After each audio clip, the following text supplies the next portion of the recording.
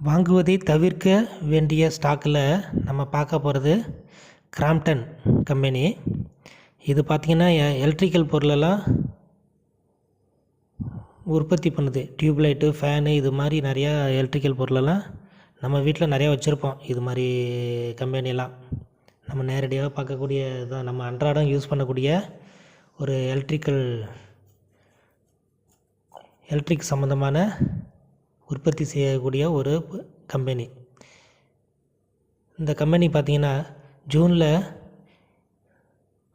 Mutual fund 49% வச்சுருந்தாங்க. ஆனால் செப்டம்பரில் பார்த்திங்கன்னா 50 தாண்டி போயிடுச்சு. ஆனால் மியூச்சுவல் ஃபண்டில் நிறைய பேர் இன்வெஸ்ட்மெண்ட் பண்ணுறாங்க. அண்ட் மியூச்சுவல் ஃபண்ட்லேயும் நிறையா பேருக்கு மணி மேனேஜ்மெண்ட்டு, எந்த ஸ்டாக்கை வாங்கணும், எப்போ வாங்கணும், எப்படி வாங்கணும், அந்த நாலேஜ் தெரியாமலே நிறைய பேர் செஞ்சுட்டு தான் இருக்காங்க. ஒரு சில நிறுவனம் இப்போ பார்த்திங்கன்னா இந்த கிராம்ப்டன் கம்பெனி வாங்குங்கன்னு சொல்லுது. ஆனால் அதுக்கான வாய்ப்புகள் இன்னும் வரலைங்கிறது தான் என்னுடைய கருத்து. காரணம் நிறையா இருக்குது. இப்போதைக்கு வேணாம்.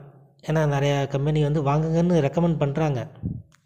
ஆனால் என்னுடைய கருத்து என்னென்னா, இப்போதைக்கு வேணாம், கொஞ்ச நாள் தள்ளி போடலாம். சரிங்களா?